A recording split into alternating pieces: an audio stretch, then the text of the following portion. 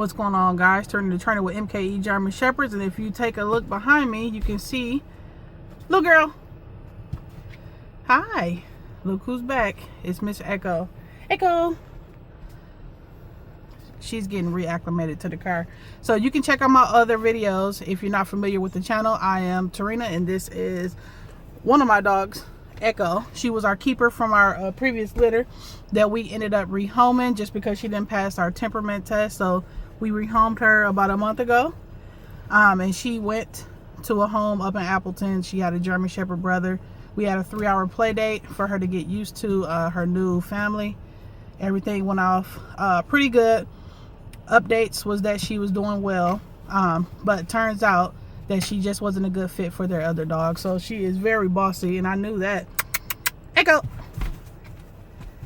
And she normally doesn't have problems with other dogs. She has 3 other dogs at the house that she plays with, but they all have stronger personalities.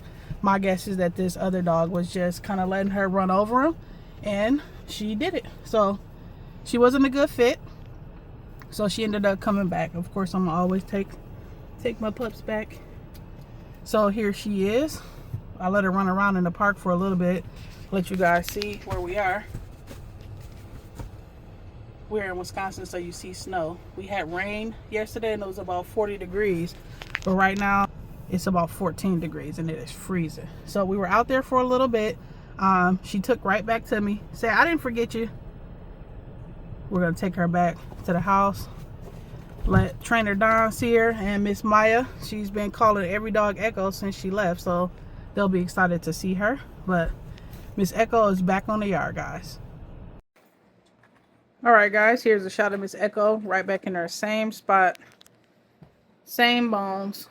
So we had quite a few toys just laying about, so she would come in just in case she was feeling uncomfortable, but it's like she never left. So there she is. Echo. All right, guys, as I was editing the video, I thought, you know what, let me just touch on the rehoming process, period. I thought it was important to just kind of put this out there so that you understand that if you are going to get a dog that's being rehomed, or you're going to get a rescue, you should expect it to be a process. It will not click right away with all dogs. Now, it's always gray area, right? Some dogs may get rehomed and are perfectly fine, but the vast majority are going to take a little bit of time to get used to not only you.